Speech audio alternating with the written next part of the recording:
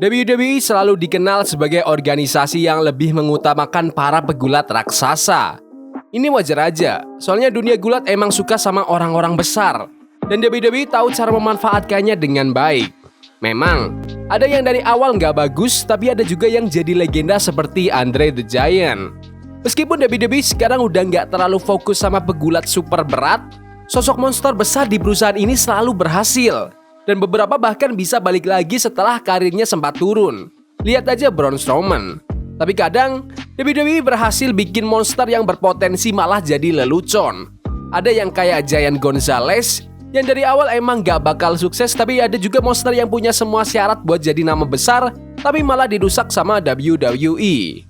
Mereka dikasih gimmick jelek, feud yang gak jelas, dan hal-hal lain yang bikin mereka yang awalnya serem, malah jadi bahan bercandaan. Sebelum kita lanjut, aku pengen kalian like dan share video ini ke teman-teman kalian yang suka WWE. Dan jangan lupa subscribe, soalnya channel ini upload video setiap hari. Let's go. Ini dia 10 raksasa WWE yang malah jadi lawakan. Yang ke-10, Brodus Clay. Dari monster jadi dancer. WWE punya sejarah aneh soal ngubah pegulat yang nggak perlu, terutama pas mereka naik dari divisi pengembangan ke roster utama. Salah satu yang paling kena dampaknya adalah Brodus Clay. Dia sempat oke di FCW dan NXT, jadi heel monster klasik yang bantuin Alberto Del Rio dan kelihatan keren. Vignette-vignette debutnya bikin kesan kalau dia bakal bawa aura yang sama ke roster utama. Tapi pas debut, Clay malah jadi Funkasaurus yang lebih fokus sama dance hip hop daripada gulat beneran. Dia sering menang sih, tapi pertandingannya lebih soal nari daripada gulat. Dan makin parah pas dipasangin sama Tensai. Clay pindah ke TNA dan sempat timbulin kontroversi waktu jadi juara NWA. Tapi masa-masa emasnya kebuang gara-gara WWE ngebuatnya jadi Funkasaurus. Yang ke-9, WWE ngerusak Vader.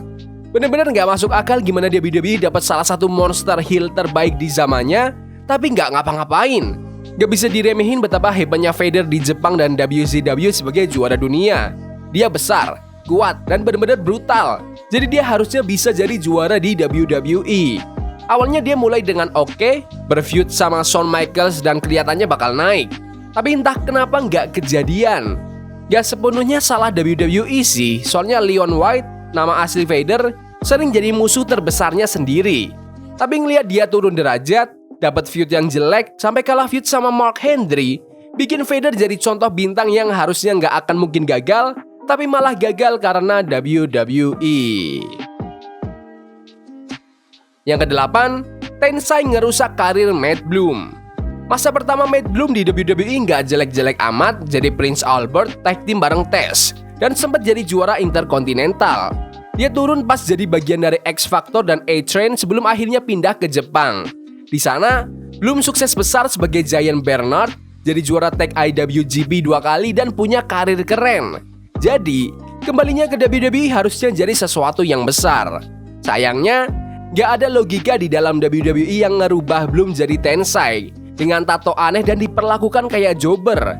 Dia terus dipasangin sama Brodus Clay jadi Tons of Funk, lebih banyak nari ketimbang gulat. Itu jadi akhir karir Matt Bloom di ring sebelum dia jadi pelatih di NXT, yang pastinya lebih berhasil ketimbang gimana WWE memperlakukan bintang luar negeri ini. Yang ke-7, Vladimir Kozlov gagal jadi bintang besar. Sebelum Rusev, WWE sempat naikin Vladimir Kozlov jadi heel Rusia yang jahat. Dia langsung dapat push besar sejak debut, sampai nantangin Triple H buat WWE Championship di Survivor Series tahun 2008. Setelah itu pun, Kozlov masih kelihatan bakal jadi mid-card heel yang kuat dan mungkin bakal jadi juara. Tapi setelah feud yang buruk sama Ezekiel Jackson, Kozlov malah dimasukin ke tag team sama Santino Marella, jadi tokoh serius di antara leluconnya Santino. Jujur, dia surprisingly lucu di peran itu sih, dan mereka sempat jadi juara tag team juga. Tapi ngelihat Kozlov dari yang awalnya serius malah jadi komedi rasanya jadi aneh. Dan gak heran juga dia akhirnya dipecat. Mungkin biar orang lupa gimana besar potensinya dulu. Yang ke-6, The Great Khali punya akhir karir yang buruk. The Great Khali sebenarnya bisa oke kalau dipakai dengan benar, apalagi dengan tinggi badannya yang luar biasa dan tampangnya yang menyeramkan. Memang, ada beberapa momen buruk kayak jadi juara dunia atau gimmick match yang aneh, tapi dia bisa dipercaya sebagai sosok yang mematikan. Tentu aja, WWE harus merusak itu dengan mengubah Khali jadi The Punjabi Playboy. Jujur, dia lumayan menghibur dalam peran ini, nunjukin sisi komedinya, dan momen seru kayak pas dieliminasi Beth Phoenix di Royal Rumble tahun 2010. Tapi, karirnya berakhir dengan rendah sebelum akhirnya pergi. Meskipun jadi Hall of Famer WWE, tahun-tahun terakhir Khali di WWE itu jauh dari yang diharapkan. Yang kelima, Bertha Faye, gimmick yang buruk. Gak cuma pegulat cowok yang berhasil dirusak WWE, di tahun 1995, divisi wanita WWE praktis cuma ada Alundra Blaze yang pengen punya lebih banyak feud. Jadi dia ngerayu WWE buat bawa Ronda Singh yang dikenal sebagai Monster Reaper, bintang besar di Jepang. Blaze kira WWE bakal bisa buat Singh jadi ancaman serius buat feud besar. Sayangnya, dia nggak ngira seberapa buruk ide kreatif WWE. Singh diubah jadi Bertha Faye, cewek trailer trash yang pakai baju aneh-aneh, dengan Harvey Wippleman sebagai manajer. Dia nggak boleh pakai power moves-nya, malah disuruh skipping dan ketawa-ketawa.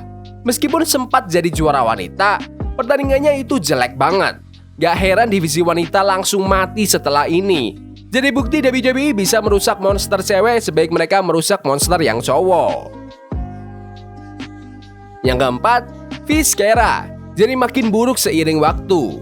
Oke, Mabel memang dari awal gak bagus-bagus amat, tapi badannya yang besar bikin dia lumayan menonjol. Setelah feud yang buruk di tahun 1995, dia keluar sejenak sebelum balik lagi sebagai Vizcara yang lebih menyeramkan. Dia sempat diterima dan terlihat menakutkan. Pas dia balik lagi di tahun 2004, awalnya masih oke, sampai akhirnya berubah jadi the world's largest love machine.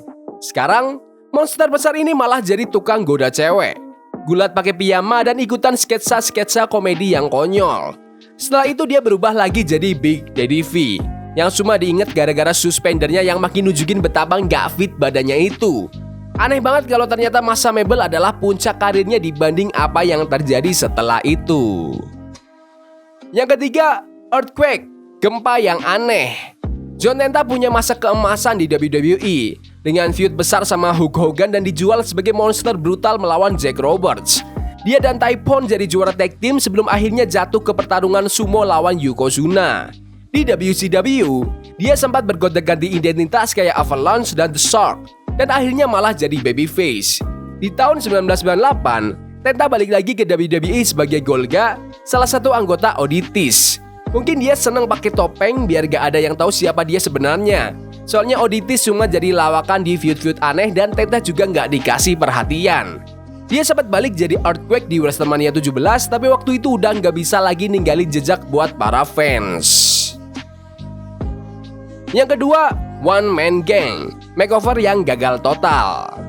Kreatif WWE di akhir 80-an emang aneh.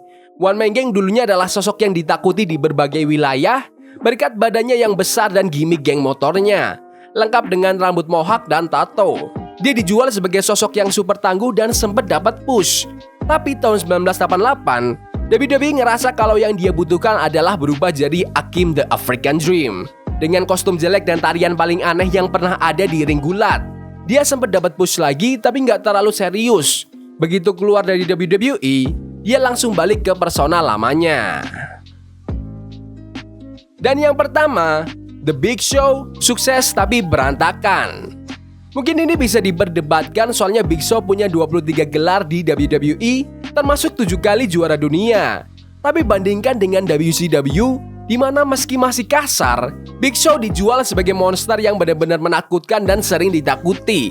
Dari hari pertama di WWE, karir Big Show penuh naik turun dan pas dia lagi turun, itu benar-benar parah. Gak terhitung berapa kali dia berubah dari heel ke face, dan setiap kali dia punya satu jalan cerita yang bagus, pasti ada 2 jalan cerita yang jelek. Ketidakkonsistenan ini yang ngerusak dia, karena WWE gak pernah bisa mutusin apakah dia monster atau cuma badut yang disuruh ngelawak. Memang, Big Show gak bisa dibilang hancur total, tapi banyak yang bertanya-tanya seberapa lebih baik dia bakal diingat kalau WWE gak bolak-balik pusing ngasih dia peran apa. Jadi itulah 10 raksasa WWE yang malah jadi lawakan. Komen di bawah siapa raksasa WWE yang paling lawak. Komen pendapat kalian di kolom komentar. Ya udah gitu aja video hari ini. Jangan lupa like dan subscribe ke channel ini karena aku pengen 7.000 subscriber di bulan ini. Tolong bantu. Yes boy. See you. Forbidden fire on Nico, burning for love we can.